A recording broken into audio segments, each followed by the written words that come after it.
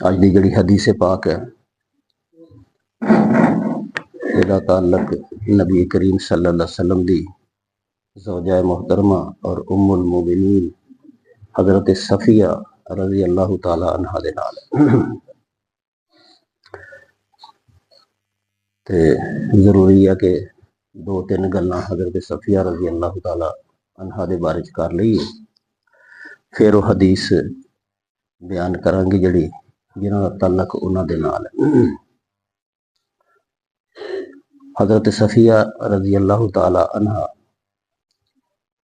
यहूदियों के एक मुअज़्ज़ज़ बड़े कबीले की खातून सन और इन्हां दा वालिद हाई बिन अख्तब यहूदियों का सरदार भी सी और बहुत बड़ा आलम भी सी अपने मजहब का, यानी तौरात का। हज़रत मूसा अलैहिस्सलाम ते जिहड़ी किताब नाज़िल हुई सी तौरात, उहदा बहुत बड़ा आलम भी सी। खैबर की जदों जंग हुई है ना, खैबर फतेह खैबर, जिस जंग के अंदर बड़ी मुश्किल पेश आई सी, फतेह ही नहीं सी हुंदा किला खैबर का। फिर एक दिन नबी पाक सल्लल्लाहु अलैहि वसल्लम ने फरमाया कि सुबह मैं ऐसे शख्स को झंडा दूंगा जिसके हाथ पर अल्लाह ताला खैबर को फतह करेगा। तो उस रात सारे सहाबी जड़े ने इस इंतजार च रहे कि मैनू झंडा मिलेगा सुबह, मैनू कदी मिल जाए, मैनू कदी मिल जाए। तो सुबह जदों हुई तो नबी पाक सल्लल्लाहु अलैहि वसल्लम फरमाया कि हज़रत अली नू लैके आओ। हज़रत अली नू लियांदा गया और फिर आप अलैहिस्सलातु वस्सलाम ने झंडा हज़रत अली नू दिता कि तुसीं अज क़यादत करोगे मुसलमानों की फौज की और अल्लाह ताला तुहाडे हाथ के उत्ते खैबर नू फतह करा देगा। और ऐसा ही होया।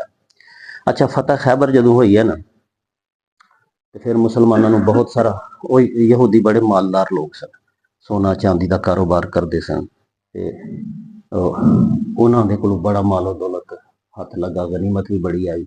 और जंगां दे विच फिर हुंदा सी कि दुश्मन दियां औरतां ने जड़ियां उन्हां नू कब्जा कर लिया जांदा सी, वो बंदियां बन जांदियां सन, कनीज़ां बना के रख लईयां। फिर नबी पाक सल्लल्लाहु अलैहि वसल्लम जड़ियां वो खवातीन सन, उन्होंने फिर तकसीम करते सन कि ए तू बना लै बंदी अपनी, तू बना लै, तू बना लै, तू बना लै। तो हज़रत सफ़िया जड़ियां ने ये भी बंदी बन गई और एक सहाबी हज़रत दहिया कलबी के हिस्से च आ गई। हज़रत दहिया कलबी वो सहाबी ने कि हज़रत जिब्राईल अलैहिस्सलाम उन्हां दी शक्ल दे विच इंसान बन के ते नबी पाक नाल मुलाकात करते हुंदे सन। उस सहाबी दी इन्ना खूबसूरत सी सहाबी।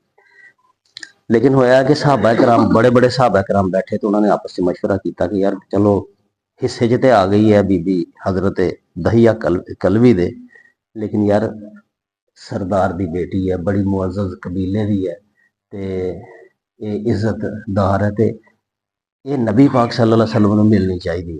इहदा मरतबा यह तकाजा करता है और इहदा खानदानी बैकग्राउंड पसे मंजर कि यह नबी पाक नूं खिदमत वास्ते उन्हां दी बांदी बना दी जाए।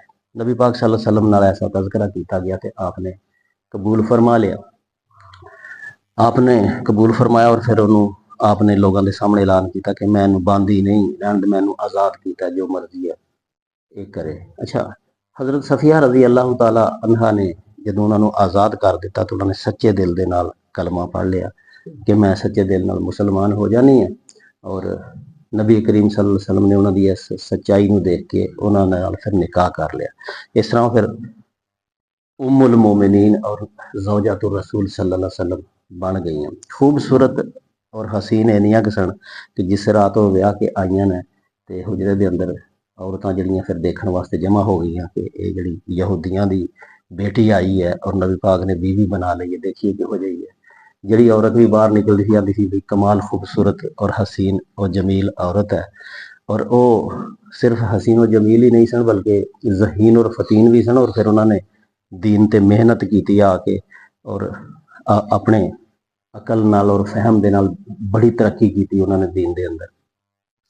उन्होंने अपना वाकया एक लिखिया कि जदों मैं अपने घर च रहिंदी सां ते मेरा चाचा ते मेरा अब्बा हाई बिन अख्तब जिहड़ा सरदार सी अपने कबीले का, नबी पाक सल्लल्लाहु अलैहि वसल्लम जदों मदीने आए ना ते वो भी गए अगों वाली देखने भी देखिए यार जिहड़ा आंदे ने पैगंबर बने बंदा, ते देखिए भला वो कौन है।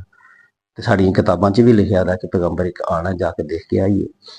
ਤੇ ਮੇਰਾ ਚਾਚਾ ਤੇ ਮੇਰਾ ਅੱਬਾ ਦੇਖ ਕੇ ਆਏ ਜਦੋਂ, ਤੇ ਆਪਣੇ ਘਰ ਬਹਿ ਕੇ ਗੱਲਾਂ ਕਰਦੇ ਸਨ ਪਏ। ਮੇਰੇ ਚਾਚੇ ਨੇ ਆਖਿਆ, ਯਾਰ ਨਿਸ਼ਾਨੀਆਂ ਚੋਂ ਤੇ ਲੱਗਦਾ ਇੰਝ ਆ ਜਿਵੇਂ ਉਹ ਹੀ ਨਬੀ ਹੈ ਜਿਹਦਾ ਤਸਕਰਾ ਸਾਡੀਆਂ ਕਿਤਾਬਾਂ ਦੇ ਅੰਦਰ। ਤੇ ਮੇਰੇ ਅੱਬੇ ਨੇ ਅੱਗੋਂ ਕਿਹਾ ਕਿ ਭਾਵੇਂ ਨਿਸ਼ਾਨੀਆਂ ਸਾਰੀਆਂ ਸਹੀ ਨਾ ਜੋ ਵੀ, ਮੈਂ ਮੁਖਾਲਫਤ ਕਰਨੀ ਹੈ ਕਰਨੀ ਹੈ, ਮੈਂ ਮੁਖਾਲਫ ਹੀ ਰਹਿਣਾ ਇਹਦੇ, ਔਰ ਮੈਂ ਜਦੋਜਹਿਦ ਕਰਨੀ ਹੈ ਇਹਦੇ ਖਿਲਾਫ।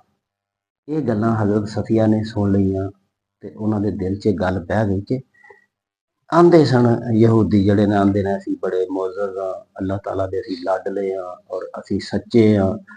ਤੇ ਮੇਰੇ ਪਿਓ ਨੇ ਤੇ ਮੇਰੇ ਚਾਚੇ ਨੇ ਕਿਹੋ ਜਿਹੀਆਂ ਗੱਲਾਂ ਕੀਤੀਆਂ ਨੇ ਕਿ ਸੱਚਾ ਵੀ ਆ ਉਹ ਤੇ ਅਸੀਂ ਮੁਖਾਲਫਤ ਵੀ ਕਰਨੀ ਹੈ। ਉਸ ਵਕਤ ਹਜ਼ਰਤ ਸਫੀਆ ਦੇ ਦਿਲ ਦੇ ਵਿੱਚ ਇਸਲਾਮ ਦੀ ਮੁਹੱਬਤ ਬਹਿ ਗਈ ਦੀ ਸੀ। ਫਿਰ ਜਦੋਂ ਮੌਕਾ ਮਿਲਿਆ ਤੇ ਉਹਨਾਂ ਨੂੰ ਇਸਲਾਮ ਕਬੂਲ ਕਰਨ ਦੀ ਸਾਦਤ ਹਾਸਲ ਹੋਈ, ਔਰ ਫਿਰ ਕੁਦਰਤ ਦਾ ਨਿਜ਼ਾਮ ਐਸਾ ਹੋਇਆ ਕਿ ਅੱਲਾਹ ਤਾਲਾ ਨੇ ਉਹਨਾਂ ਦਾ ਨਿਕਾਹ ਪੈਗੰਬਰ ਇਸਲਾਮ ਹਜ਼ਰਤ ਮੁਹੰਮਦ ਸੱਲੱਲਾਹੁ ਅਲੈਹਿ ਵਸੱਲਮ ਦੇ ਨਾਲ ਕਰਵਾ ਛੜਿਆ। ਤੇ ਮਸਲਾ ਇਹ ਸੀ ਕਿ ਉਹਨਾਂ ਦਾ ਕੱਦ ਥੋੜਾ ਛੋਟਾ ਸੀ, ਠੀਕ ਹੈ ਜੀ। ਤੇ ਉਹਨਾਂ ਕੋਲੋਂ ਜ਼ਾਹਿਰ ਹੈ ਨਬੀ ਪਾਕ ਸੱਲੱਲਾਹੁ ਅਲੈਹਿ ਵਸੱਲਮ ਦੀਆਂ ਦੂਸਰੀਆਂ ਬੀਬੀਆਂ ਵੀ ਸਨ, ਤੇ ਇੱਕ ਦੂਸਰੇ ਦੀ ਕਦੀ ਗੱਲ ਵੀ ਹੋ ਜਾਂਦੀ ਸੀ। ਗੀਬਤ ਔਰ ਚੁਗਲੀ ਦੀ ਤੇ ਗੱਲ ਲਿਆਣੀ ਸੀ ਨਾ, ਔਰਤਾਂ ਇੱਕ ਦੂਸਰੇ ਦੇ ਬਾਰੇ 'ਚ ਗੱਲਾਂ ਕਰ ਛੱਡਦੀਆਂ ਨੇ।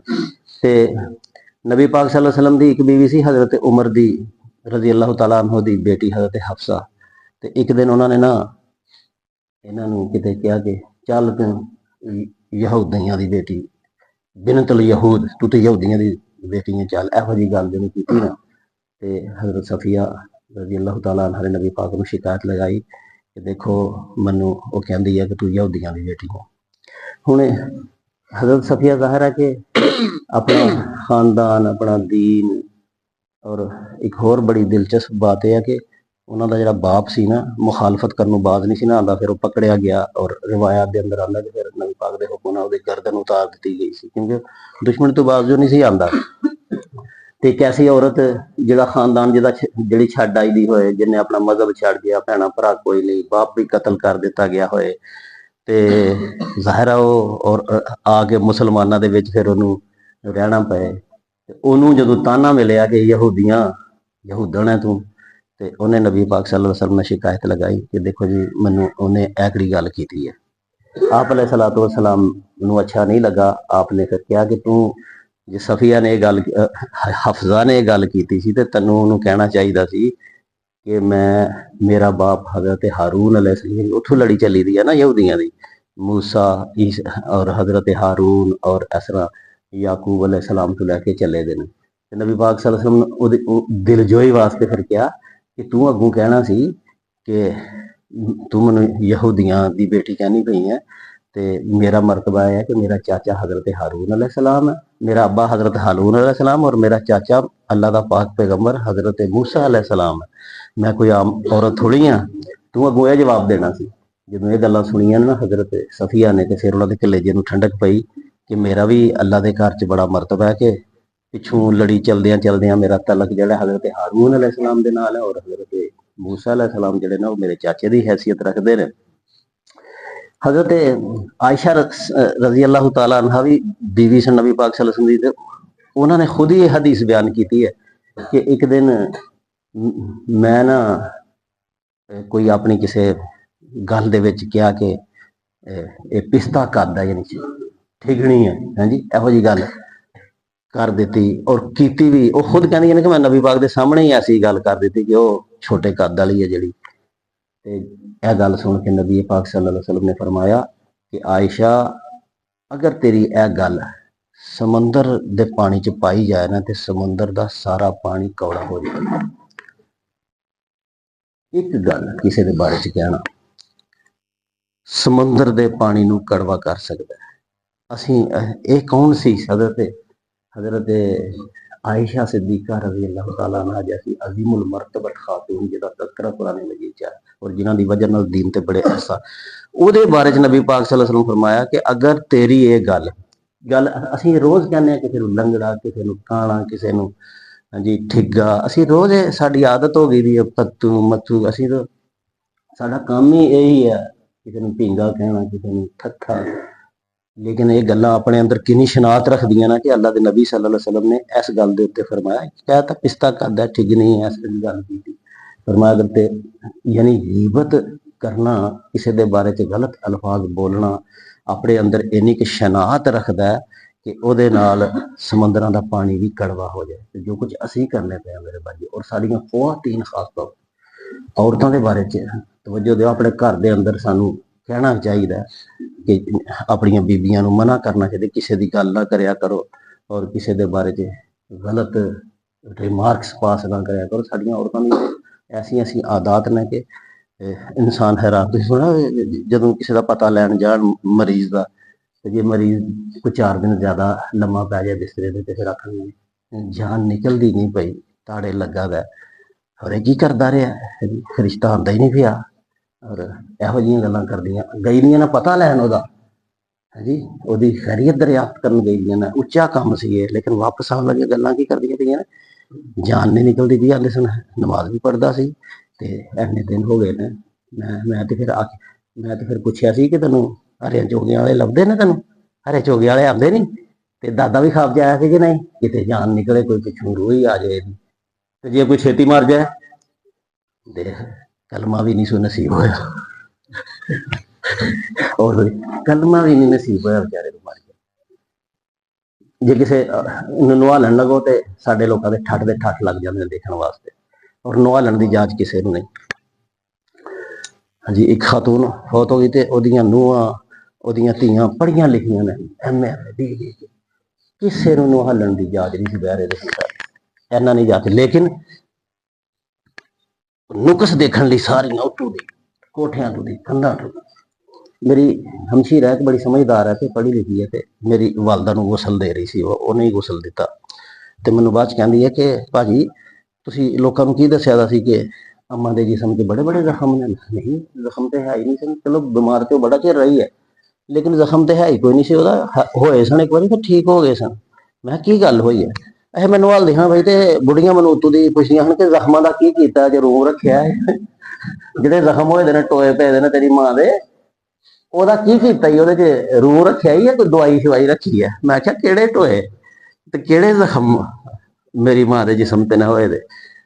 ਮਤਲਬ ਇਹ ਹੈ ਕਿ ਸਾਨੂੰ ਕਿਸੇ ਦੀ ਕੋਈ ਦਿਲਚਸਪੀ ਨਹੀਂ, ਨਵਾਲਣ ਦਾ ਸਾਨੂੰ ਨਹੀਂ ਪਤਾ, ਕੋਈ ਦੀਨ ਨਹੀਂ ਆਉਂਦਾ, ਲੇਕਿਨ ਸਾਡੀ ਦਿਲਚਸਪੀ ਕੀ ਹੈ, ਕੋਈ ਨੁਕਸ ਲੱਭੇ ਕਿਤੇ ਮਈਅਤ ਦੇ ਵਿੱਚ ਤੇ ਉਹ ਲੋਕਾਂ ਨੂੰ ਬਿਆਨ ਕਰੀਏ। ਬੀਬੀ ਹਫਜ਼ਾ ਰਜ਼ੀ ਅੱਲਾਹੁ ਤਾਲਾ ਅਨਹਾ ਦੀ ਜਿਹੜੀਆਂ ਇਹ ਅੱਜ ਤੁਹਾਡੇ ਸਾਹਮਣੇ ਵਾਕਿਆ ਮੈਂ, ਇੱਕ ਤਾਂ ਸਾਨੂੰ ਥੋੜਾ ਜਿਹਾ ਉਹਨਾਂ ਦਾ ਤਾਰਫ ਹਾਸਲ ਹੋਇਆ, ਦੂਸਰਾ ਸਾਨੂੰ ਇਹ ਸਬਕ ਮਿਲੇ ਨੇ ਕਿ ਨੰਬਰ 1 ਇੱਜ਼ਤਦਾਰ ਬੰਦਾ ਜਿਹੜਾ ਉਹਨੂੰ ਇੱਜ਼ਤ ਦੇਣੀ ਚਾਹੀਦੀ। ਨਬੀ ਪਾਕ ਸੱਲੱਲਾਹੁ ਅਲੈਹਿ ਵਸੱਲਮ ਨੇ ਜਦੋਂ ਦੇਖਿਆ ਕਿ ਇੱਜ਼ਤਦਾਰ ਘਰਾਣੇ ਦੀ ਹੈ ਤੇ ਫਿਰ ਉਹਨੂੰ ਇੱਜ਼ਤ ਦਿੱਤੀ। ਅਸੀਂ ਕਹਿੰਦੇ ਹਾਂ ਜਿਹੜਾ ਇੱਜ਼ਤਦਾਰ ਹੈ ਉਹਨੂੰ ਬੇਇੱਜ਼ਤ ਕਰਕੇ ਛੱਡਣਾ। ਜੇ ਆਖੋ ਨਾ ਯਾਰ ਫਲਾਣਾ ਬੜਾ ਇੱਜ਼ਤਦਾਰ ਹੈ, ਖਾਨਦਾਨੀ ਬੰਦਾ ਹੈ, ਆਖਣਗੇ ਉਹ ਤੁਹਾਨੂੰ ਕੀ ਪਤਾ ਹੈ, ਉਹਦੇ ਉਲਟ ਗੱਲ ਕਰਾਂਗੇ ਜੀ। ਜੇ ਆਖੋ ਫਲਾਣੇ ਦਾ ਮਾਹੌਲ ਬੜਾ ਠੀਕ ਹੈ, ਇਹਦੀ ਧੀ ਤੇ ਟੈਲੀਫੋਨ ਤੇ ਸਾਰਾ ਸਾਰਾ ਦਿਨ ਲੱਗੀ ਰਹਿੰਦੀ ਹੈ, ਯਾਨੀ ਸਾਡੀ ਆਦਤ ਹੋ ਗਈ ਹੈ ਕਿ ਅਸੀਂ ਉਲਟ। ਨਬੀ ਪਾਕ ਦੀ ਸੀਰਤ ਦੇ ਇਸ ਵਾਕਿਏ ਤੋਂ ਪਤਾ ਚੱਲਦਾ ਕਿ ਇਨਸਾਨ ਦਾ ਪੁੱਤਰ ਉਹ ਹੁੰਦਾ ਜਿਹੜਾ ਇੱਜ਼ਤਦਾਰ ਬੰਦੇ ਦੀ ਇੱਜ਼ਤ ਕਰਦਾ। ਦੂਸਰੇ ਨੰਬਰ ਤੇ ਸਾਨੂੰ ਇਹ ਪਤਾ ਚੱਲਿਆ ਕਿ ਅਗਰ ਕੋਈ ਧੀ ਭੈਣ, ਕੋਈ ਖਾਤੂਨ ਜਾਂ ਮੇਰੀ ਬੀਵੀ ਹੀ ਹੈ, ਉਹਦਾ ਪਿੱਛੋਂ ਮਾਂ ਬਾਪ ਮਰ ਗਿਆ ਦਾ, ਜਾਂ ਉਹਦਾ ਭਰਾ ਉਹਨੂੰ ਮਿਲਣ ਨਹੀਂ ਆਉਂਦਾ, ਜਾਂ ਉਹਦੇ ਨਾਲ ਕੋਈ ਕਮੀ ਹੈ, ਤੇ ਮੈਂ ਇਹ ਨਾ ਆਖਾਂ ਜਾਂ ਹਾਂ ਤੇਰਾ ਕੋਈ ਹੈ ਮਗਰ ਜਿਹੜਾ ਤੇਰੇ ਆਣਾ, ਤੇ ਉਹਦੇ ਨਾਲ ਜ਼ਿਆਦਤੀਆਂ ਕਰਨੇ ਆ ਫਿਰ, ਤੇ ਆਨੇ ਕਦੀ ਕੋਈ ਆਇਆ ਕੋਈ ਬਰਾਤ ਤੇ ਤੇਰਾ ਵੀ ਕੋਈ ਪਿੱਛੂ, ਹਾਂਜੀ, ਤੇ ਜਾ ਦਫਾ ਹੋ ਤੂੰ, ਤੇਰਾ ਆਪੇ ਆ ਜਾਂਦੀਆਂ ਮੂੰਹ ਚੁੱਕ ਕੇ, ਕਿਸੇ ਨੇ ਤੈਨੂੰ ਨਾ ਤੇਰੀ ਭਰਜਾਈ ਨੇ ਪੱਠੇ ਪਾਣੇ ਨੇ ਤੇ ਨਾ ਤੇਰਾ ਕੋਈ ਹੈ। ਯਾਨੀ ਖਾਨਦਾਨ ਦੇ ਅੰਦਰ ਆਪਣੇ ਟੱਬਰ 'ਚ ਕੋਈ ਮਹਿਰੂਮ ਹੋਏ, ਕਿਸੇ ਦੇ ਵਿੱਚ ਕੋਈ ਕਮੀ ਹੋਏ, ਤੇ ਫਿਰ ਉਸ ਕਮੀ ਨੂੰ ਬੁਨਿਆਦ ਬਣਾ ਕੇ ਸਤਾਉਣਾ ਨਹੀਂ ਚਾਹੀਦਾ, ਬਲਕਿ ਉਸ ਕਮੀ ਨੂੰ ਦੂਰ ਕਰਨਾ ਚਾਹੀਦਾ। ਔਰ ਉਹਦਾ ਜਿਸ ਤਰ੍ਹਾਂ ਨਬੀ ਪਾਕ ਨੇ ਫਰਮਾਇਆ ਨਾ, ਤੂੰ ਅਗੂ ਇਹ ਗੱਲ ਕਰਨੀ ਸੀ, ਮੈਂ ਤੇ ਹਾਰੂਨ ਦੀ ਬੇਟੀ ਹਾਂ, ਔਰ ਮੈਂ ਮੂਸਾ ਦੀ ਜਿਹੜੀ ਹੈ, ਮੂਸਾ ਮੇਰਾ ਚਾਚਾ ਸੀ। ਇੱਥੋਂ ਪਤਾ ਚੱਲਦਾ ਕਿ ਅਗਰ ਟੱਬਰ ਦੇ ਵਿੱਚ ਜਾਂ ਆਪਣੇ ਆਂਢ ਗੁਆਂਢ ਜਾਂ ਕੋਈ ਮਹਿਰੂਮ ਹੋਏ ਤੇ ਉਹਦੀ ਮਹਿਰੂਮੀ ਦੂਰ ਕਰਨ ਦੀ ਕੋਸ਼ਿਸ਼, ਉਹਦਾ ਦਿਲਜੋਈ ਕਰਨੀ ਚਾਹੀਦੀ ਹੈ। ਇਹ ਨਬੀ ਪਾਕ ਦੀ ਸੀਰਤ ਹੈ। ਔਰ ਤੀਸਰੀ ਗੱਲ ਇਹ ਪਤਾ ਚੱਲੀ ਕਿ ਅਗਰ ਆਪਣੇ ਘਰ ਦੇ ਅੰਦਰ ਕੋਈ ਸ਼ਖਸ ਗੀਬਤ ਕਰੇ ਤੇ ਉਹਨੂੰ ਮਨਾ ਕਰਨਾ ਚਾਹੀਦਾ ਹੈ ਇਸ ਗੱਲ ਤੋਂ। ਔਰ ਆਖਰੀ ਗੱਲ ਇਹ ਪਤਾ ਚੱਲੀ ਕਿ ਗੀਬਤ ਕਰਨਾ, ਕਿਸੇ ਦੇ ਪਿੱਠ ਪਿੱਛੇ ਗੱਲ ਕਰਨਾ ਏਡਾ ਕੁ ਵੱਡਾ ਜੁਰਮ ਹੈ ਇੱਕ ਛੋਟੀ ਜੀ ਗੱਲ ਨਾਲ ਸਮੁੰਦਰ ਦਾ ਪਾਣੀ ਜਿਹੜਾ ਉਹ ਕੜਵਾ ਹੋ ਸਕਦਾ ਹੈ। ਤੇ ਸਾਡੀ ਜ਼ਿੰਦਗੀਆਂ ਦੇ ਫਿਰ ਕੜਵਾਹਟ ਕਿਉਂ ਨਾ ਆਏਗੀ, ਕਿਉਂ ਤਲਖੀਆਂ ਨਾ ਆਉਣਗੀਆਂ। ਜਿੰਨੀਆਂ ਗਰੀਬਤਾਂ ਅਸੀਂ ਕਰਨੇ ਪਏ, ਜਿੰਨੀਆਂ ਸਾਡੀਆਂ ਔਰਤਾਂ ਕਰਦੀਆਂ ਪਈਆਂ ਨੇ, ਇਹਨਾਂ ਦੇ ਨਾਲ ਤਾਂ ਹੀ ਫਿਰ ਸਾਡੀਆਂ ਜ਼ਿੰਦਗੀਆਂ 'ਚ ਕੜਵਾਹਟ ਹੈ, ਤਲਖੀਆਂ ਨੇ, ਰੰਜਿਸ਼ਾਂ ਨੇ, ਇੱਕ ਦੂਸਰੇ ਦੇ ਖਿਲਾਫ ਨਫ਼ਰਤਾਂ ਨੇ। ਤੇ ਰਮਜ਼ਾਨੁਲ ਮੁਬਾਰਕ ਦੇ ਇਹਨਾਂ ਮੁਕੱਦਸ ਸਾਥਾਂ ਦੇ ਅੰਦਰ ਇਹ ਵਾਅਦਾ ਕਰ ਲਈਏ ਆਪਣੇ ਨਾਲ ਕਿ ਗੀਬਤ ਕਰਨੀ ਨਹੀਂ, ਕਿਸੇ ਦੇ ਖਿਲਾਫ ਗੱਲ ਨਹੀਂ ਕਰਨੀ, ਜਦੋਂ ਬੋਲਣਾ ਅੱਛੀ ਗੱਲ ਕਰਨੀ ਹੈ, ਨਹੀਂ ਤੇ ਚੁੱਪ ਕਰਨਾ। ਔਰ ਆਪਣੇ ਮਾਹੌਲ ਦੇ ਅੰਦਰ ਅਗਰ ਕੋਈ ਬੰਦਾ, ਖਸੂਸਨ ਆਪਣੀ ਬੇਟੀ, ਬੀਵੀ, ਚਾਚੀ, ਤਾਈ, ਅਗਰ ਕੋਈ ਐਸਾ ਕਰਦੀ ਹੈ ਤਾਂ ਉਹਨੂੰ ਆਸਨ ਤਰੀਕੇ ਦੇ ਨਾਲ ਇਸ ਚੀਜ਼ ਦੀ ਸ਼ਨਾਖਤ ਦੱਸਣੀ ਹੈ ਕਿ ਇਹ ਬੜੀ ਖਤਰਨਾਕ ਚੀਜ਼ ਹੈ ਔਰ ਇਨਸਾਨ ਦੇ ਅਮਾਲ ਨੂੰ ਵੀ ਬਰਬਾਦ ਕਰ ਦਿੰਦੀ ਹੈ। ਔਰ ਐਸਾ ਗੁਨਾਹ ਹੈ ਕਿ ਜਿਹਨੂੰ ਖੁਦਾ ਵੀ ਮਾਫ ਨਹੀਂ ਕਰਦਾ। ਗੀਬਤ ਜਿਹੜੀ ਹੈ ਐਸਾ ਗੁਨਾਹ ਹੈ ਕਿ ਜਦੋਂ ਤੱਕ ਗੀਬਤ ਜਿਹਦੀ ਕੀਤੀ ਹੈ, ਜਿਹਦੀ ਪਗੜੀ ਉਛਾਲੀ ਹੈ, ਜਿਹਦੀ ਇੱਜ਼ਤ ਬਰਬਾਦ ਕੀਤੀ ਦੀ ਹੈ, ਜਦੋਂ ਤੱਕ ਉਹ ਮਾਫ ਨਾ ਕਰੇਗਾ ਉਦੋਂ ਤੱਕ ਅੱਲਾ ਵੀ ਮਾਫ ਨਾ ਕਰੇਗਾ। ਅੱਲਾ ਗਫੂਰ ਰਹੀਮ ਹੈ, ਹਰ ਗੁਨਾਹ ਮਾਫ ਕਰਦਾ। ਤੇ ਫਿਰ ਰੋਜ਼ਿਆਂ ਦੇ ਵਿੱਚ ਇਹਦੀ ਪ੍ਰੈਕਟਿਸ ਵੀ ਕਰੀਏ। ਬੜਾ ਕਾਮਯਾਬ ਹੈ ਉਹ ਸ਼ਖਸ ਜਿਹਨੇ ਭੁੱਖ ਪਿਆਸ ਵੀ ਬਰਦਾਸ਼ਤ ਕੀਤੀ ਹੈ ਔਰ ਇਹਨਾਂ ਰੋਜ਼ਿਆਂ ਦੇ ਅੰਦਰ ਗੀਬਤ ਜੈਸੀ ਬੁਰਾਈ ਦੇ ਉੱਤੇ ਉਹ ਕਾਬੂ ਪਾ ਗਿਆ। ਅੱਲਾਹ ਪਾਕ ਸਾਨੂੰ ਅਮਲ ਕਰਨ ਦੀ ਤੌਫੀਕ ਅਤਾ ਫਰਮਾਏ। ਅਲਹਮਦੁਲਿल्लाह रब्बिल आलमीन वल आकिबतु